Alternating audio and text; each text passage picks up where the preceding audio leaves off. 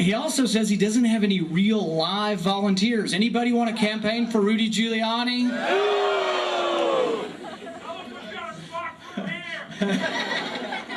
Thank you all for coming out. We really appreciate it. New Hampshire's about old-fashioned campaigning, going door to door, and it will make a difference what we do today.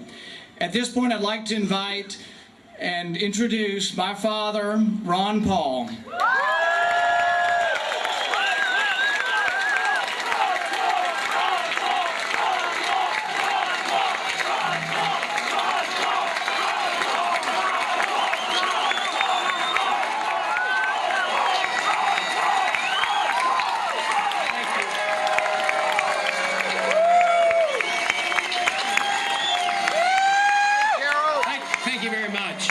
She keeps the family together. Thank you, and I do indeed want to thank my family, because one thing I have done over the years is I've deliberately never pressured them into doing anything, and especially with politics, and yet they have spontaneously always volunteered. Matter of fact, Rand and the rest of them got together and made this plan to come up here, and it didn't come from me, but that makes me feel very good about it. And it also makes me feel very good that I see you as part of our family and that you're here and nobody coerced you, and I love it.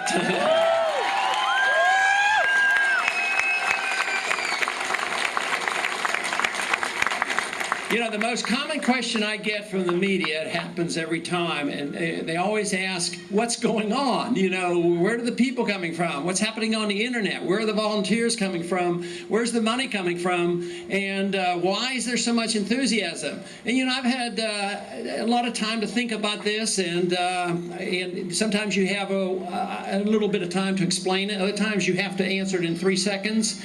So I've decided that when I have to give a quick answer, I usually just say, freedom is popular.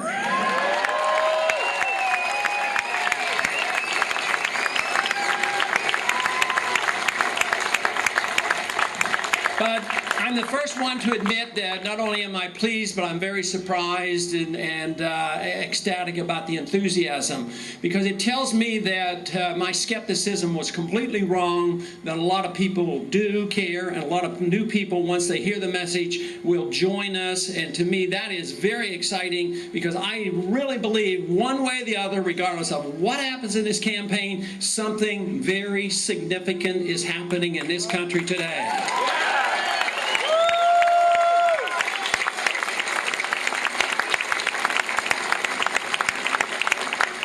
The paradigm is shifting. We have lived for so long in this country by deferring and defaulting to those who want to control our lives through the use of government force, and we're sick and tired of it, and we want to control our own lives.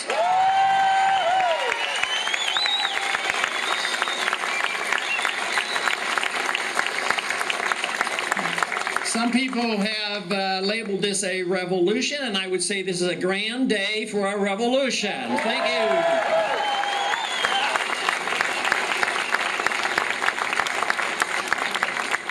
You know, I am a strong believer that our lives and our liberties come from our Creator. And if our lives are truly our own, of course, we have to take care of ourselves, and we have to be self-reliant, and we have to suffer consequences if we make mistakes and not depend on our neighbors to take care of us. So if we have our life and liberty given to us by our Creator and not by our government, doesn't it follow that the fruits of our labor should belong to us 100%?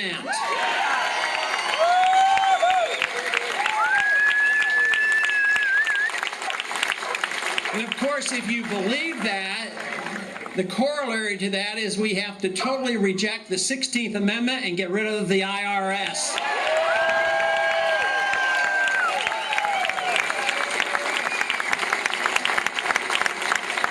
The principle of the income tax is exactly opposite of the principles of liberty. That means the government owns us, and they allow us to keep a certain percentage under certain conditions, those things that we earn. Now, that, of course, is a total rejection of what made America great, and unfortunately now it's been almost 100 years that we have accepted this principle, and it needs to be reversed.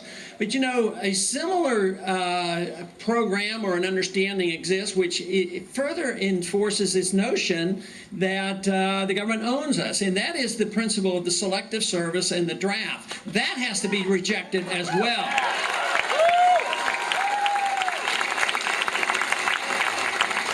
To me, the idea of a military draft is based on the concept of an authoritarian, because it says, once again, the government owns the people, and for some reason, you know, it just said, well, isn't it a good idea? The 18-year-olds owe it to America that they have to be registered to fight for the country. No, it is not true. If we have to fight for our country and fight for our liberties, we all should be involved, not the 18-year-olds. And unfortunately, when they can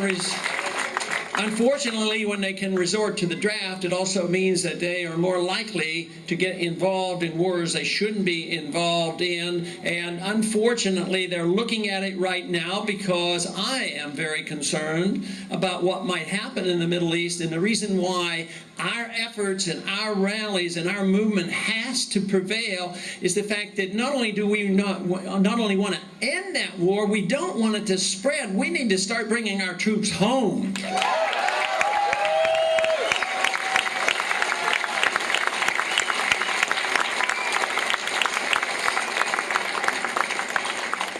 Convinced that this message, the message of freedom and the Constitution, is very much an effort that brings people together. It brings diverse groups together because it's non-confrontational. We're not judgmental. We can be judgmental in a moral sense of saying what somebody's doing might be wrong or bad, but not judgmental in the legal sense. It also recognizes the responsibility of oneself, that we have a responsibility for our own being and what we turn out to be, but we have responsibilities for our family, and that's where the responsibility is. But if we turn this whole idea over to the government, to being responsible for our personal behavior, and thinking that government knows what is best for us and knows what we're supposed to do with our lives, that is done at the rejection of liberty, so we have to totally eliminate and reject that principle.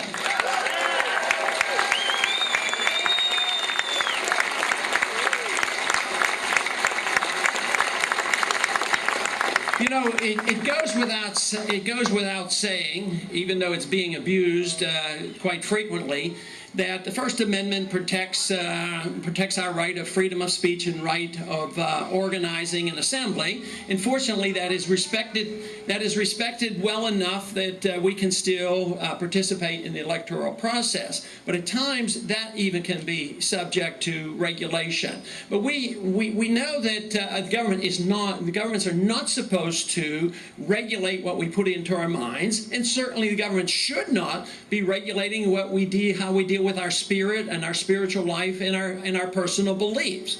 But just think of how they violate this whole principle, that they say, well, maybe your mind is okay, your spirit and your eternal salvation is something the government isn't involved in, but all of a sudden, every single thing you do with your own body and what you put in your own body, the government, you can't do it without permission of the government. But that should be a freedom idea just as well.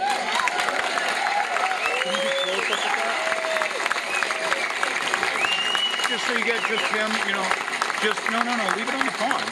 And so one of the reasons why that's being further violated every single day is the movement toward government payment of our medical bills. They say, well, if you ride, if the government's paying the bills and you're riding a motorcycle or you're riding a bicycle and you fall down, the government has to pay for it. So we now have to regulate you. We have to tell you what to do because we don't want to pay your medical bills. So they infer, of course, then you have to put on your seat belts. But I understand there are a few states that still say that you don't have to put on your seatbelt if you don't want to. It's all running.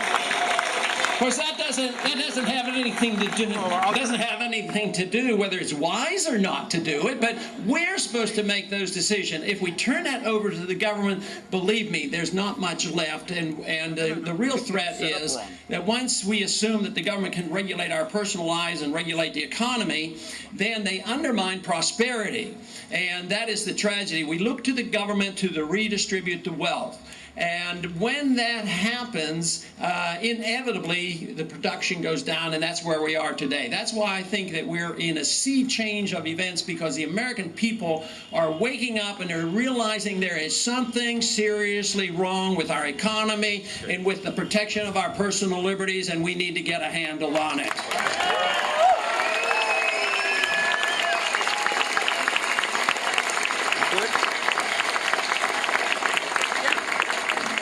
You know, I was very much interested in economic theory and Austrian economics during the 60s, and it prompted me to run for Congress the very first time because of the serious economic problems we had in the 70s, paying for, once again, we were paying for guns and butter, welfare and warfare, and it was very costly, so the payment had to occur in the 70s, and we're doing that once again. But I did bring up a particular issue back then, and I continue to do it, and what I find is remarkable is that I once again was skeptical, believed there was nobody out there that cared or understood this particular issue. But this issue is a big issue. It's the first time it's been introduced into a presidential campaign in over 100 years. It was key in the time of the Revolution, key with Jefferson, key with Jackson, and it's key now because we realize what's happening. And that has to do with a subject that when I go to the campuses, believe it or not, on the campuses, it draws the loudest applause of all the things and all the issues that we talk about. And that has to do with the need, the absolute necessity of looking at our monetary system, having sound money, and getting rid of the Federal Reserve System.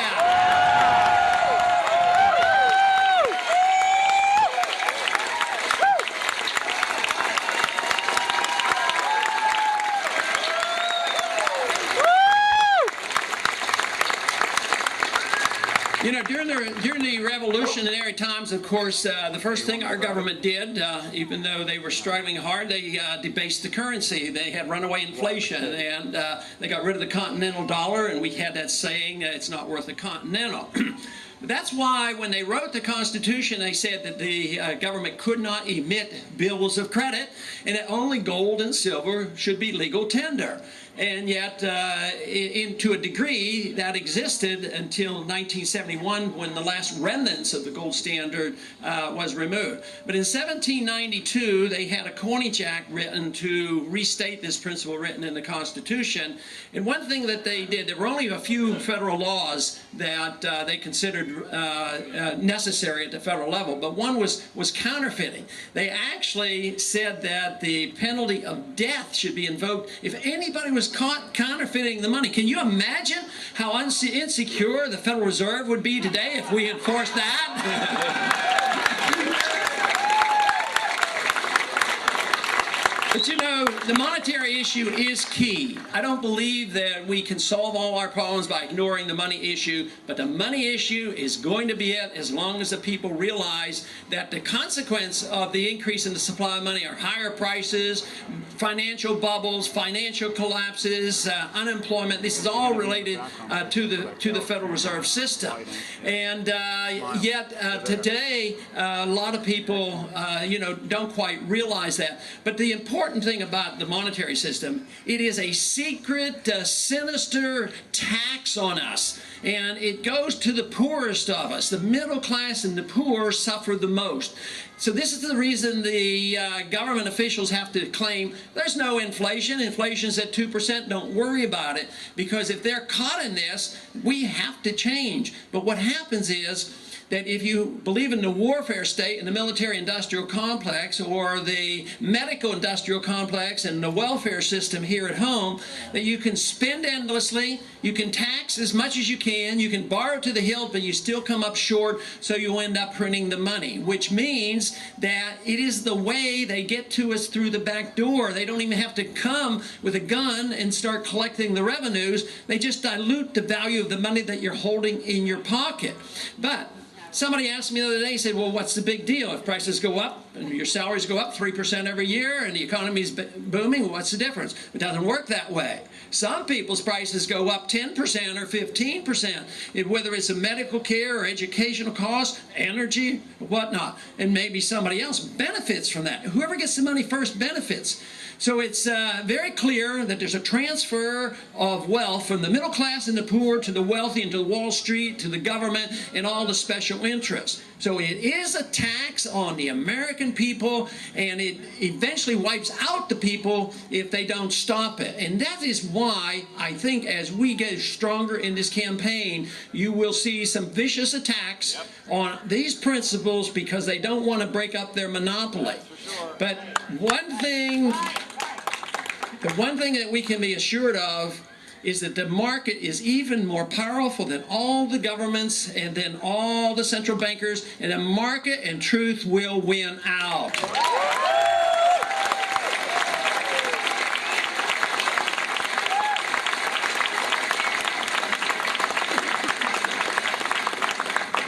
You know, one other reason why the campaign has been able to rally a lot of people, a lot of Republicans, disgruntled Republicans, disenchanted Republicans, a lot of independents and a lot of Democrats and a lot of people who have never been involved in politics before. One of the attention getters has been our foreign policy. And I think this is healthy that the American people are rebelling against the system that we have. When you look at what we've had now for these many decades, for 100 years, we have followed the principle of Woodrow Wilson. Our pretense that we can, through force, make the world safe for democracy, which is nonsense, because all you do is get into trouble when you try to do that.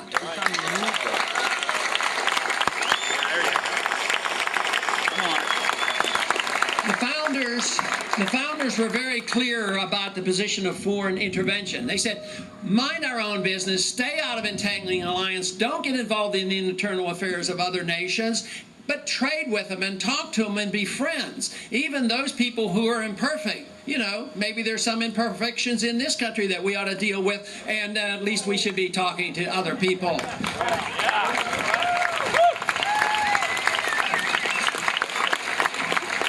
You know, there's nothing wrong with spreading the goodness of America and the good principles and the ideas of freedom and liberty and sound money, but it has to be done by setting a good example where they would want to emulate us. The last thing they want to do is to emulate us when we come with bombs and missiles and all the threats and intimidations.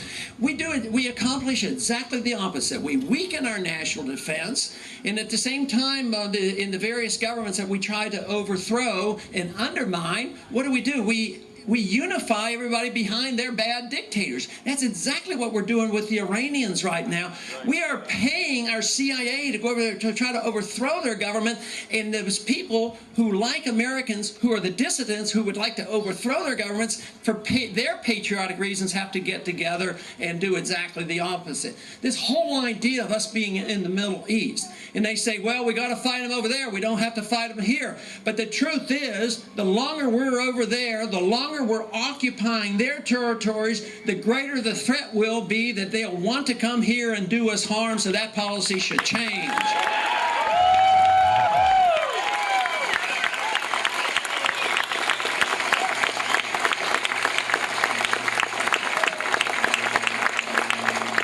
You know, and if we have a change in policy, which is necessary, I talk more about the change in foreign policy in the Constitution than I talk about shifting troops here and there, because that is not the answer. If you just move them about, that doesn't change the nature of things. But if we change our policy and design it where we have a strong national defense instead of undermining our national defense, we, of course, would be very much more involved in protecting our own borders. That's what we would be doing.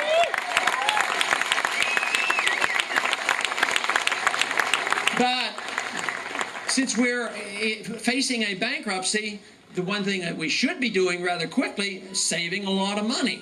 Now, politically, it's a lot easier in getting a consensus in this country to save money on all this overseas expenditures rather than domestic programs. So we're now up to close to $1 trillion a year trying to maintain our empire around the world.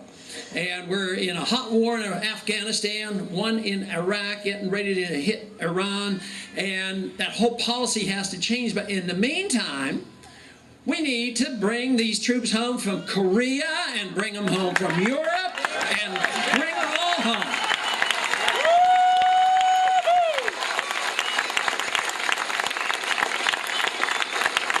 You know, we as taxpayers have to pay more for our national, non-national defense, for this militarism than all the other countries put together. There's not a single country in the world militarily that can attack us. And we shouldn't be so frightened and intimidated that we have to go after third world nations that don't have weapons and try to provoke them into some type of war. It makes no sense. We, you know, when we are sworn into the military or into Congress or as a president, we swear to uphold the Constitution against all enemies, foreign and domestic as well.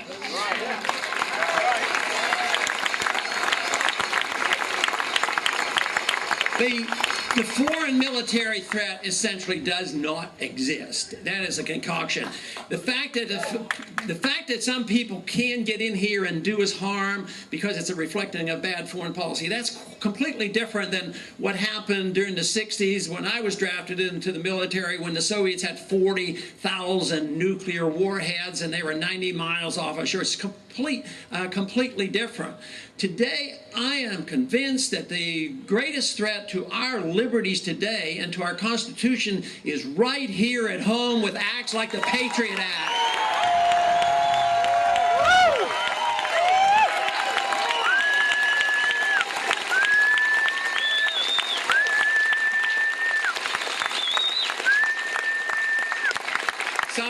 I get asked at times by those in the media that, you know, we know what you're against the war, you're against this and that. What are you for? Well, you want the government to do something? Yes, we do. We want our government to do the proper things that are authorized in the Constitution.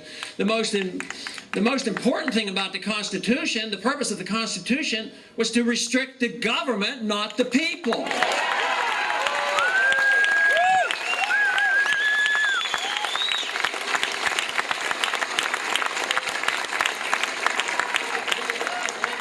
It's supposed to provide a strong national defense. Our national defense actually is weakened because of the way we run our foreign policy. It's supposed to protect the borders. No, the borders are unprotected and totally ignored. The government is supposed to give us sound money. Gold and silver is legal tender. No, they give us paper money, which is counterfeit. They're supposed to protect property rights. No, they tear up property rights with eminent domain. They don't even let us use our property.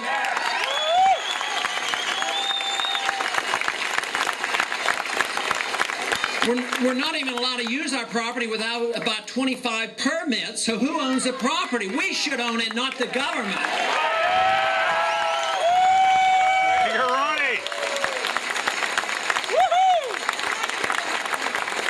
How are we supposed to sort out our problems? Social, and also in the economic sphere. It's supposed to be solved with private personal contracts, voluntary agreements. The government has a responsibility to enforce those contracts. But today, the contracts are dictated to us by the government, whether who you hire and who you fire and how much you pay and who can come into your buildings. And now we have so many. Can you imagine what the founders would think about how many people we have today harassing us? We have over 100,000 federal agents now who carry guns to harass the people. It should be the other way around.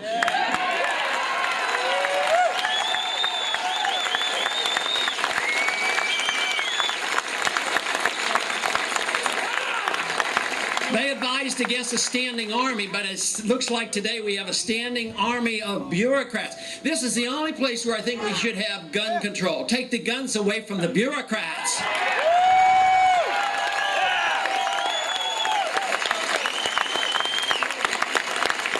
You know, so we understand, I think, the problems that we face. I think we all understand really how we got here by ignoring the Constitution, and that means that there's not a difficult problem in figuring out what we ought to do. Let's just restore the rule of law and believe in the Constitution and follow it.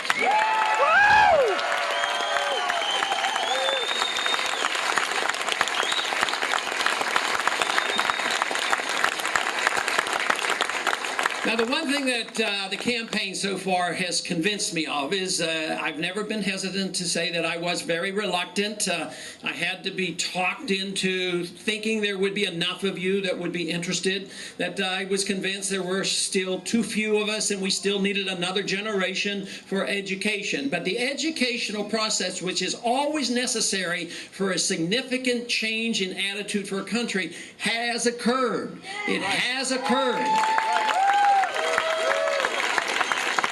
And not only that, is now that we have gotten attention of the people, that it is growing by leaps and bounds, and we have to give tremendous credit to the young generation today who are rallying behind this message of freedom.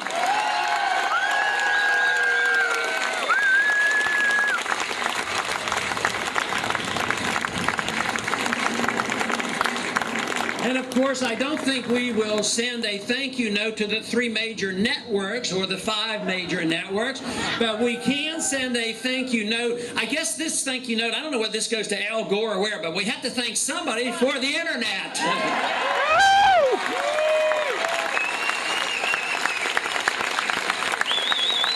Now, I would like to thank my campaign staff for everything that's happened. And of course, it's the campaign staff was hired by me, so we say, wow, what an organization. These wonderful things coming together. But I tell you what, we have to thank you for organizing and coming to us. So in many, many ways, I'm very sincere that thank you for inviting me to this revolution.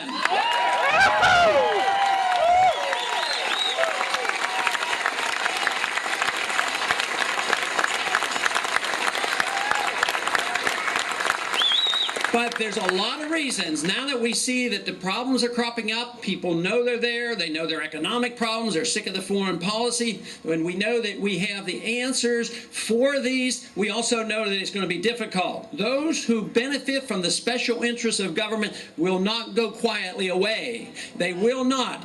To teach self-reliance will be a job. But remember, this country is going to get poorer.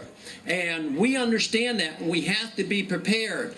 But the message is out there. The understanding is so much better than it was when I first started studying politics and economic freedom.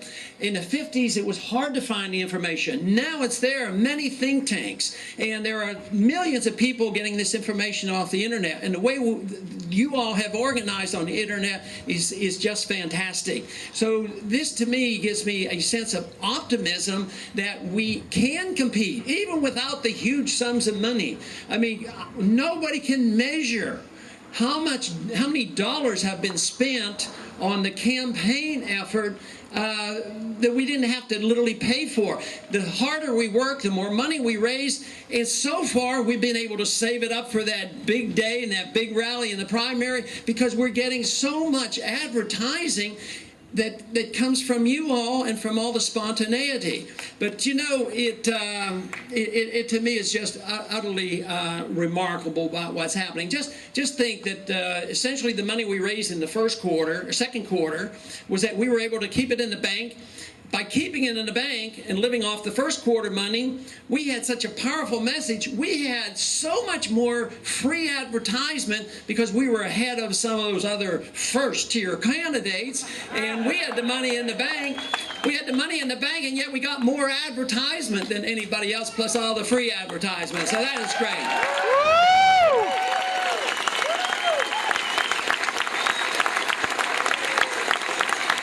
It looks like our numbers will be coming in pretty soon, within a day and a half. We'll have at least some preliminary numbers, and I don't know what the numbers are. All I know is they're always going up, and I have been amazed. I have been just dumbfounded about what's happening.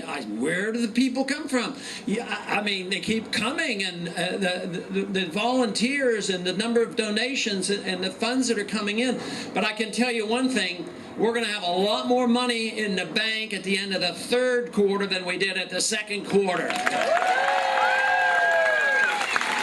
special interest money at all! And, you know, at the beginning, we targeted 3 states. The movement got bigger than we ever dreamed of. We had no choice, but we had to expand the campaign to many other states. But this is still the key state. This is it. That is why we're here today. That is why the family's here today. That's why you're here today, is to have an impact, because it will be the first primary. It will have a powerful message. We will be prepared. We will have the funds, and we will have the troops. So there is reason for us to be very optimistic about what's happening. And that means that the cause of liberty is on the verge of an explosion in this country.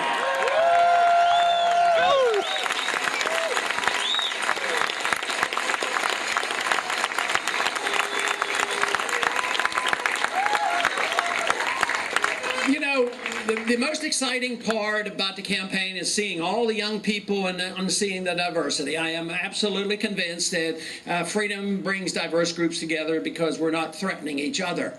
At the same time, that system that is collapsing at this very moment, the system of welfarism and socialism, the 20th century essentially proved that radical socialism of the communist variety fail. Mises, the great Austrian economist, said that interventionism and welfarism and inflationism will also fail, and we are witnessing the failure of that system today.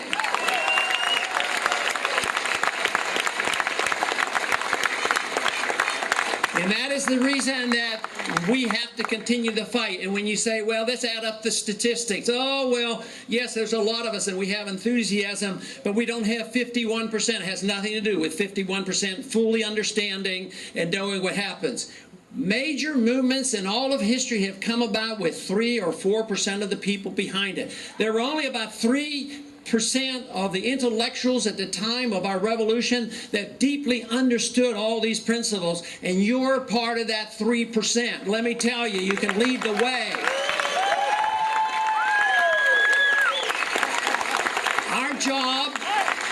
Our job is to popularize the ideas, and that people get to the point where they will, and they always do, vote in their own self-interest. If they think that they can continue to vote for that government that solves all their problems like they did in New Orleans, then they'll vote the other way.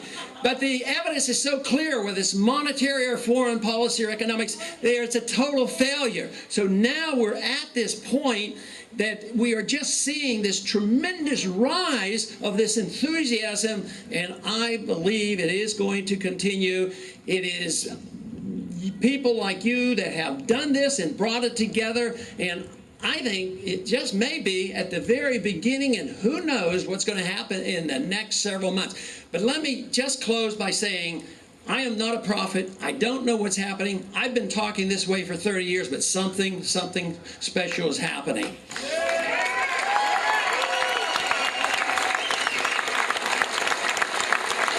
And since I don't know the future, I don't know what's going to happen tomorrow. I don't even know if the media will cover us today. Who knows? But we will be significant. And if we do that job and we don't know, and the outcome is who knows what, but I do know one thing.